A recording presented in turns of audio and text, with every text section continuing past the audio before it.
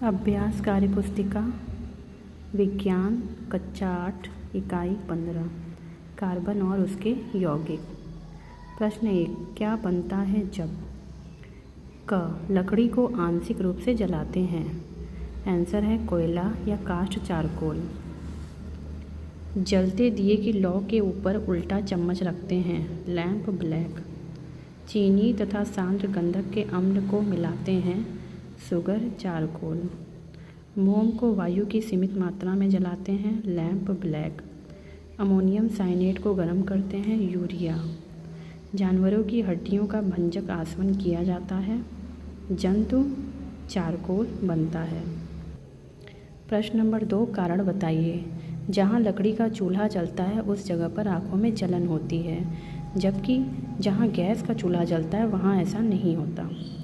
कारण यह है कि लकड़ी का जो चूल्हा होता है उससे कार्बन डाइऑक्साइड गैस बहुत ज़्यादा मात्रा में निकलती है, जिससे आँखों में जलन होती है। हम पेंसिल से कागज़ पर ठीक प्रकार से लिख पाते हैं, किंतु कोयले से नहीं। पेंसिल से, क्योंकि पेंसिल की नोक ग्रेफाइट से बनी है और ग्रेफाइट की परतों के मध्य छिड़ बल से यह नर्म और स्नेहक होती है, जिसके कारण उसे लिख पाते हैं। हीरा क्यों सबसे कठोर प्राकृतिक पदार्थ है। कार्बन परमाणु की चतुष्फलकीय व्यवस्था के कारण। कोयले के खानों में विस्फोट क्यों होता है। मीथेन गैस के कारण। प्रश्न नंबर 3 है निम्नलिखित खाली स्थानों में 6 कार्बनिक और 6 अकार्बनिक पदार्थों का नाम लिखना है। मीथेन, यूरिया, चीनी, हीरा, धावन सोडा, डीजल। ये कार्बनिक पदार्थ हैं, इसमें कार्बन पाया जाता है। अकार्बनिक पदार्थ जिसमें कार्बन नहीं होता। नमक, सूर्य का प्रकाश, सल्फ्यूरिक अम्ल, जल, सोना, चांदी।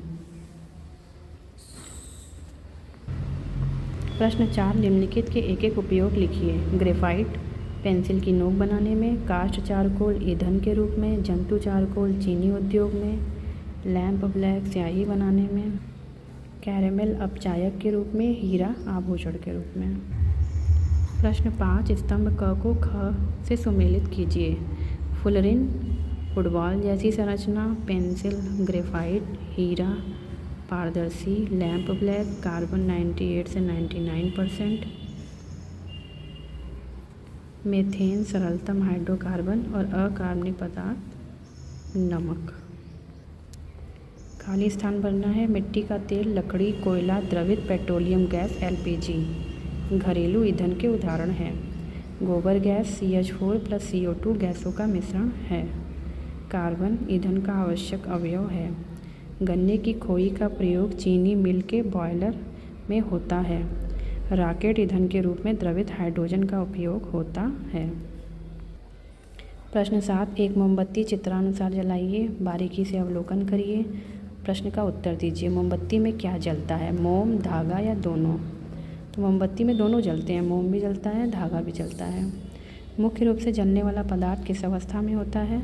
ठोस, द्रव या गैस। तो तीनों अवस्थाओं में होता है। मोमबत्ती की लंबाई धीरे धीरे कम क्यों हो जाती है। मोम पिघलने के कारण। धीरे धीरे फूंक मारने पर मोमबत्ती नहीं बुझती है, किंतु जोर से फूंक मार दिया जाए तो बुझ जाती है। तो जोर से फूंक मारने पर बत्ती तथा मोमबत्ती के मोम का ताप फूंक यानी ठंडी वायु के कारण कम हो जाता है। निम्नलिखित गद्यांश को दिए गए शब्दों से उचित प्रकार से पूरा कीजिए। लकड़ी के स्थान पर एलपीजी एक स्वच्छ ईंधन है। खेतों में गेहूं के पुआल को जलाने से वायुमंडल में CO2 की मात्रा बढ़ जाती है, जिससे सांस लेने में तकलीफ होती है। उद्योगों की चिमनियों से निकला धुआं भी वायु को प्रदूषित करता है। ग्लोबल स्तर पर पृथ्वी के ताप में वृद्धि का मुख्य कारण कार्बन गैस ही है। इसे कम करने के लिए पेड़ पौधे लगाना तथा सौर ऊर्जा को ईंधन ऊर्जा के विकल्प में प्रयोग करना चाहिए। पेट्रोलियम को द्रव सोना क्यों कहते हैं। क्योंकि वर्तमान समय में पेट्रोलियम किसी भी राष्ट्र के लिए सोने से भी अधिक कीमती है। किसी भी राष्ट्र की उन्नति इस पर ज़्यादा निर्भर करती है कि उसके पास कितना पेट्रोलियम है। इसीलिए पेट्रोलियम को द्रव सोना कहते हैं। उदाहरण देते हुए हीरा और ग्रेफाइट को सही तीर लगाना है। तो ग्रेफाइट अपारदर्शी है, बैटरी में प्रयोग होता है, चमकहीन होते हैं, मुलायम होते हैं और द्विविमीय होते हैं। हीरा पारदर्शी, त्रिविमीय, आभूषण बनाते हैं, चमकदार होते हैं, कठोर होते हैं। ज्वलन ताप के संदर्भ में स्पष्ट कीजिए कि किस प्रकार कागज़ के कप में जल गर्म कर सकते हैं। कागज़ के कप को दी जाने वाली ऊष्मा चालन द्वारा जल में चली जाती है, अतः जल की उपस्थिति में ताप कागज़ के ज्वलन ताप तक नहीं पहुंच पाता है, इसलिए कागज़ नहीं जलेगा और कप में जल को गर्म कर सकते हैं।